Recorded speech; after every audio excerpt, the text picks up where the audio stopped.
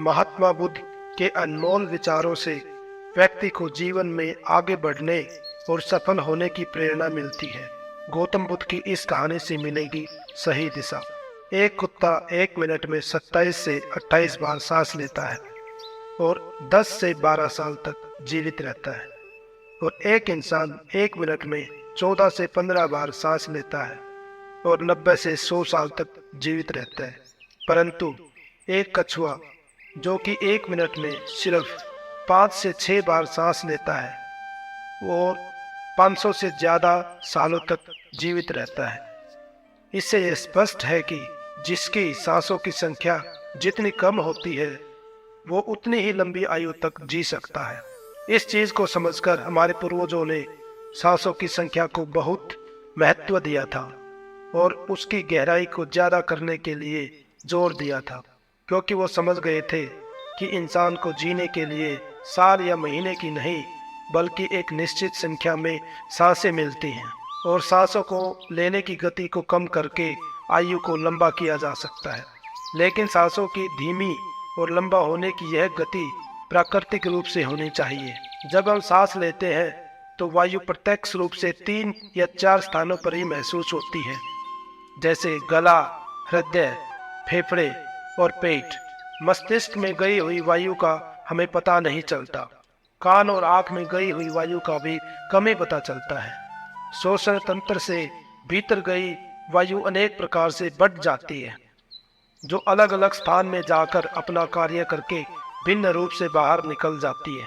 ये सब इतना जल्दी होता है कि हमें इसका पता नहीं चलता।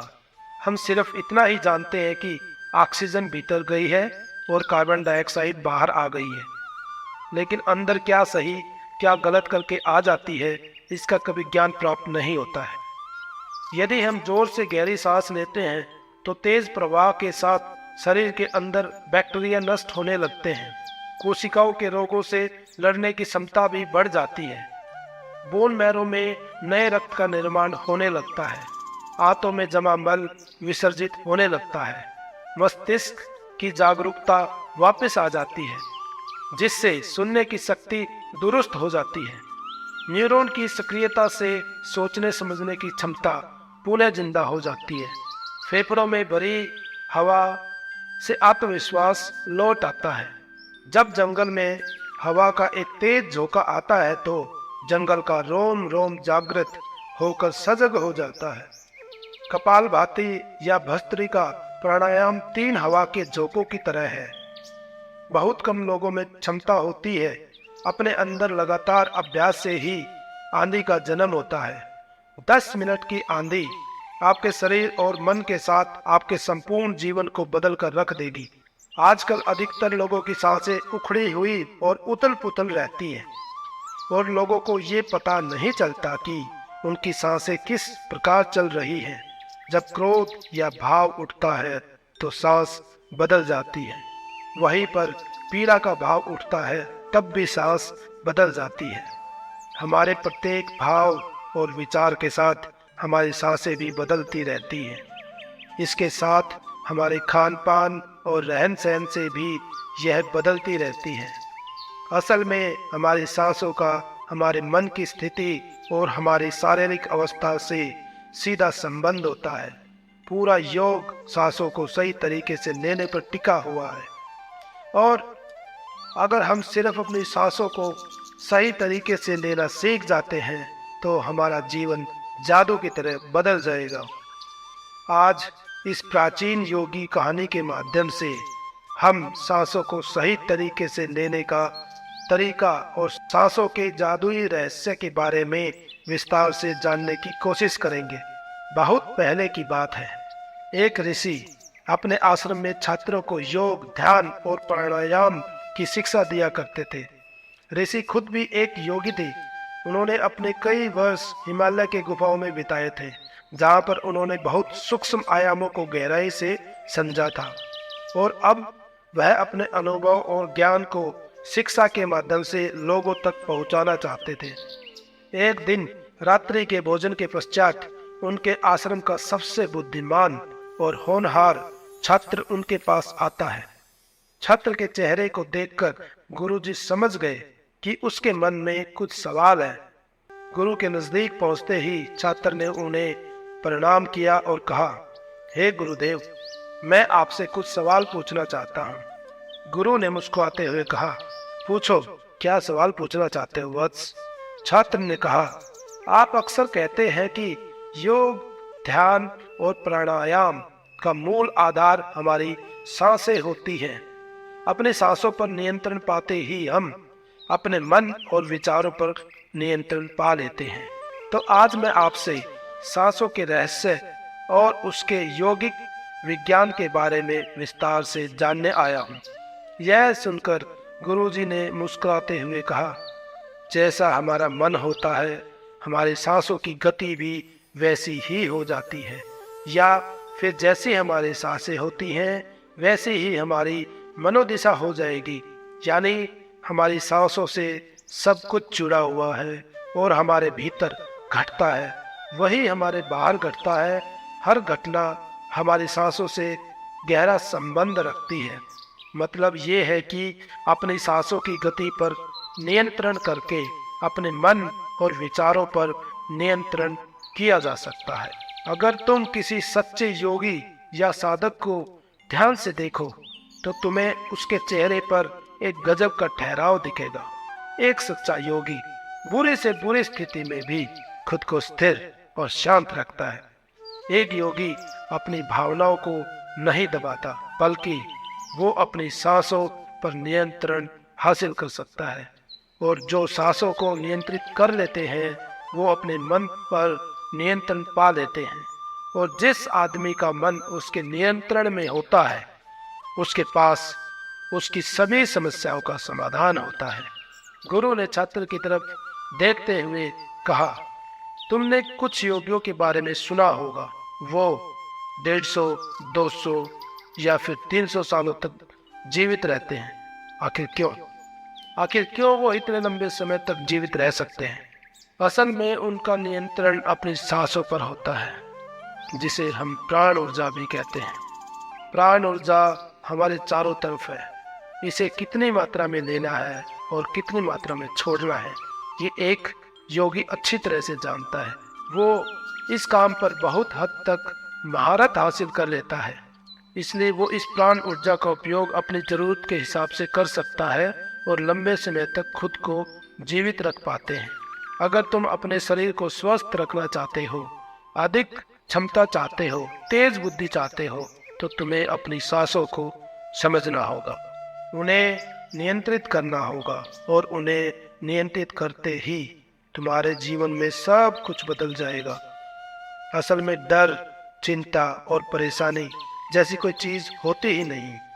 ये सिर्फ हमारे मन और भावनाओं की उपज है। हमारे मन में भावनाओं को केवल एक ही चीज नियंत्रित कर सकती है और वो है हमारी सांसें। हमारे अंदर का क्रोध, अहंकार, जलन, चिंता, बदला लेने की भावना, ये सब कुछ हमारी सांसों के हिसाब से चलता है। अगर हमारी सांसों पर हमारा नियंत्रण है तो ये सभी विकार हमारे नियंत्रण में आ जाते हैं। सांस हमारे शरीर और हमारे मन के बीच एक पुल का काम करती है। अगर हमें अपने मन तक पहुंचना है, उसके विकारों को समझकर उनको दूर करना है, तो हमें अपने सांसों के पुल को यूज करना होगा। हमें अपने सांसों के जरिए अपने मन तक पहुंचना होगा और एकमात्र यही रास्ता है अपने मन को समझने का। अगर तुमने कभी किसी बच्चे को सोते हुए देखा है तो तुमने यह अनुभव किया होगा, जब वो बच्चा अंदर सांस लेता है तो उसका पेट फूल जाता है और जब वो सांस छोड़ता है तो उसका पेट पिचक जाता है। यानी एक बच्चा अपने पेट, अपनी नाभि से सांस लेता है, जो कि सांस लेने की सबसे प्राकृतिक और सबसे अच्छा तरीका है। अपनी इस गहरी और लंबी सांस की वजह से बच्चे का मन उत्साहित और हल्का रहता है। उसका शरीर ज्यादा प्राकृतिक तरीके से काम करता है। तुमने देखा होगा, बच्चे अपने मन में किसी बात को ज्यादा लंबे समय तक नहीं रखते, ना ही वो किसी से ज्यादा लंबे समय तक गुस्सा रह सकते हैं। अगर किसी गलती पर डांट दिया जाए तो उसे कुछ समय बाद वो भूल जाते हैं और खेल में दोबारा मग्न हो जाते हैं। बच्चा इतना सरल इसलिए हो पाता है क्योंकि उसकी सांसें प्राकृतिक रूप से चलती हैं। विकास के लिए ज्यादा ऊर्जा और ज्यादा ऊर्जा के लिए ज्यादा लंबी सांसें चाहिए, इसलिए प्रकृति ने उसे ज्यादा लंबी सांसें दी हैं। हालांकि ये लंबी सांसें हर मनुष्य को दी गई हैं, लेकिन इंसान ने अपने जीवन में कुछ अप्राकृतिक परिवर्तन कर अपनी सांसों को छोटा कर लिया है। वो पेट की बजाय अपने सीने से सांस लेता है। हम जितनी छोटी सांस लेंगे उतनी चिंता से भरे होंगे। हमारी सांस से जितना लंबा और गहरी होगी, हम उतने ही खुश और शांत रहेंगे। गुरुजी ने आगे कहा कि एक आदमी 1 मिनट में 14 से 15 बार सांस लेता है। सांस का सीधा संबंध हमारे मन की स्थिति से होता है। अगर 1 मिनट में ली जाने वाली सांसों की संख्या 11 से नीचे आ जाए तो हम अपने आसपास होने वाले कई घटनाओं को समझना शुरू कर देंगे। जानवरों की आवाजें हमें स्पष्ट सुनने लग जाएंगी। तुमने सुना होगा कि शेर और बाघ जैसे खूंखार जानवर भी कुछ योगियों के सामने आते ही पालतू बिल्ली की तरह व्यवहार करने लगते हैं। ऐसा इसलिए हो पाता है क्योंकि उन योगियों ने अपनी सांसों की संख्या को कम करके जानवरों की आवाजें और उनकी भावना के साथ एक संवाद स्थापित कर लिया है। अगर 1 मिनट में ली जाने वाली सांसों की संख्या 9 से कम हो जाए तो पेड़ और वनस्पति जो कार्य कर रहे हैं वो समझना हमारे लिए आसान हो जाएगा। अगर हमारी सांसें 1 मिनट में 6 से कम हो जाती हैं तो बेजान चीजें कैसे काम करती हैं ये समझना हमारे लिए आसान हो जाएगा। चीजों की कंपन और उनसे जुड़ी दुनिया हमारे लिए स्पष्ट हो जाती है। दूसरे शब्दों में कहा जाए तो ब्रह्मांड की प्रकृति समझी जा सकती है और ऐसी स्थिति पर पहुंचकर बहुत से योगी और ऋषि मुनि ब्रह्मांड के रहस्य और उनमें घटने वाली घटनाओं की भविष्यवाणी कर देते हैं। हमारा शरीर जितना स्थिर होता है, हम उतनी ही कम सांसें लेंगे। अगर हम अपने पूरे शरीर को स्थिरता के एक निश्चित स्तर पर ले जाएं, बहुत तेज सांस ना लें, तो हमारा बोध बढ़ता चला जाता है। लेकिन योग विज्ञान के अनुसार एक साधक अपनी सांसों पर नियंत्रण करके ऐसी बहुत सी चीजों को कर सकता है जो साधारण इंसान के जीवन से परे होती हैं। योगिक परंपरा में ये कहा जाता है कि अपनी सांसों को घंटों तक रोककर नए मानवीय आयामों का अनुभव कर सकते हैं। ऐसी बहुत सी बीमारियां जो जानलेवा हो सकती हैं या जिनका कोई इलाज नहीं है, उन्हें केवल अपने मन और दिमाग पर नियंत्रण कर ठीक किया जा सकता है। अपनी सांसों पर नियंत्रण करके व्यक्ति एक ऐसी मानसिक स्थिति तक पहुंच सकता है जहां जीवन में आने वाले उतार चढ़ाव से परेशान नहीं हो पाता। कुछ लोगों को ये बातें कहानी लग सकती हैं क्योंकि आमतौर पर लोग ऐसा नहीं करते। कोई भी चीज जिस पर उन्हें यकीन नहीं होता उसे अंधविश्वास कहकर नकार दिया जाता है, लेकिन पौराणिक योगिक परंपराओं को पालन करने वाले लोग ऐसी बातों का दावा करते हैं कि उन्हीं लोगों में से काफी लोगों ने बहुत कुछ किया है। उन्हीं लोगों में से एक है स्वामी रमा। वो हिमालय की गुफा में रहती थी। उन्होंने बचपन से ही योग के तरीकों का अभ्यास करना शुरू कर दिया था। 1970 में स्वामी रमा एक अमेरिकी रिसर्च लेबोरेटरी में अपनी सांसों पर नियंत्रण करके उन्होंने अपने दिमाग और मन को वो सब चाहे जितने समय के लिए अपने सांस, हृदय की धड़कन और शरीर में बहने वाले खून को रोक देती थी। लेबोरेटरी में मौजूद डॉक्टर स्वामी रमा के शरीर पर रिसर्च कर रहे थे और उन्हें मृत घोषित कर दिया गया। लेकिन इस अवस्था में भी स्वामी रमा सब कुछ सुन सकती थी, महसूस कर सकती थी। यह देखकर वहां मौजूद रिसर्च टीम दंग रह गई। साथ ही स्वामी रमा अपने श्रेणी में अपनी मर्जी से ट्यूमर की ग्रोथ को घटा और बढ़ा भी सकती थी। रिसर्च की जिस टीम को हिमालयन योगियों के सारे दावे अंधविश्वास और पाखंड से भरे लगते थे, वो अचानक उन पर भरोसा करने लग गए। एक भीतरी विज्ञान जो साधारण मनुष्य की कल्पना से भी परे है।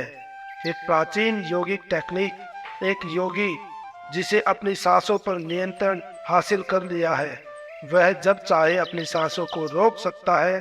स्वामी रमा के अनुसार अगर आप अपनी सांसों को समझ गए तो आपके शरीर में होने वाली वो बीमारियां जिनका इलाज आज मेडिकल साइंस के पास भी नहीं है, वो आप सांसों के माध्यम से उन्हें ठीक कर सकते हैं।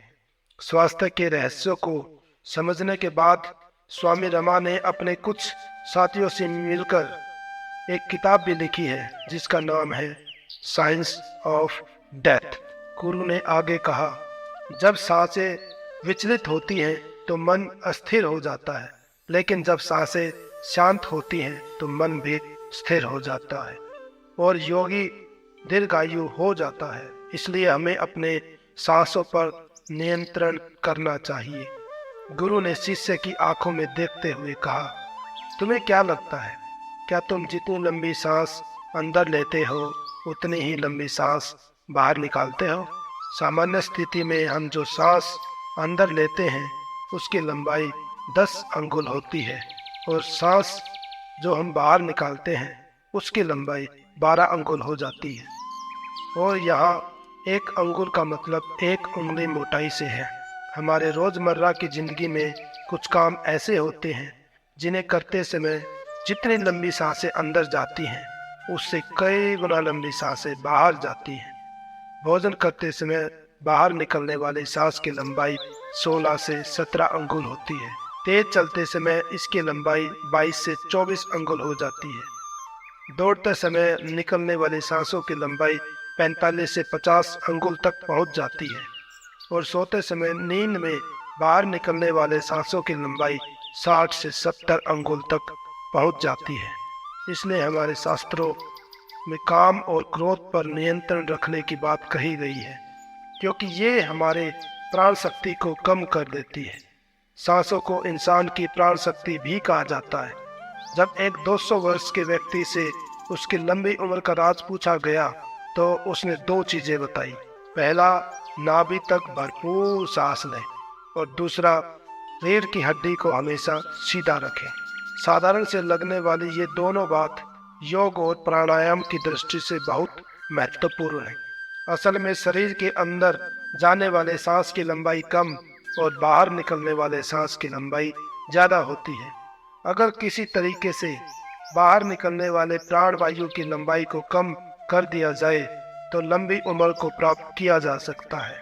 और योग शास्त्र के अनुसार यदि बाहर निकलने वाली वायु की लंबाई 1 अंगुल कम हो जाए तो व्यक्ति लंबा जी सकता है, यानी उसके अंदर विकार खत्म होने लगते हैं। 2 अंगुल कम होने से आनंद की प्राप्ति होती है, 3 अंगुल कम होने से लेखन शक्ति बढ़ती है और 4 अंगुल से सिद्धि प्राप्त होती है। 5 अंगुल से आदमी को दूरदृष्टि प्राप्त होती है। 6 अंगुल कम होने से साधक के अंदर अति तीव्र गति से चलने की शक्ति आती है और वह कुछ ही पलों में एक स्थान से दूसरे स्थान पर पहुंच सकता है। 8 अंगुल कम होने से साधक को 8 सिद्धियां प्राप्त हो जाती है। पवन पुत्र हनुमान को 8 सिद्धि नवनीत के दाता इसलिए कहा जाता है क्योंकि उन्होंने 8 सिद्धियों को प्राप्त कर रखा है। ये 8 सिद्धियां हर इंसान में होती हैं, बस जरूरत है इसे जागृत करने की। बाहर निकलने वाली सांसों की लंबाई 12 अंगुल कम होने पर योगी को इच्छा मृत्यु प्राप्त हो जाती है। फिर वो जब चाहे तब तक खुद को जीवित रख सकता है। लेकिन ये सारी सोई हुई शक्तियां केवल तभी जागृत होती है जब मन में इन्हें जागृत करने की तीव्र अभिलाषा हो। और मन का स्थूल रूप श्वास है, यानी सांसें हैं। इसलिए सबसे पहले सांसों पर नियंत्रण करना जरूरी है। भगवान शिव पार्वती को बताते हैं कि रात में ईड़ा नाड़ी और दिन में पिंगला नाड़ी को रोकने में जो सफल होता है वही असल में सच्चा योगी होता है। तो ये बात हमेशा ध्यान रखो कि हमेशा हमें अपने सांसों पर ध्यान देना है और सांसें ही हमारे जीवन को बदल सकती हैं। धन्यवाद। वीडियो को लाइक करें, शेयर करें, हमारे चैनल को सब्सक्राइब करें और बेल आइकन को प्रेस करें ताकि हमारी नई वीडियोस का नोटिफिकेशन आपको मिलता रहे। Thank you.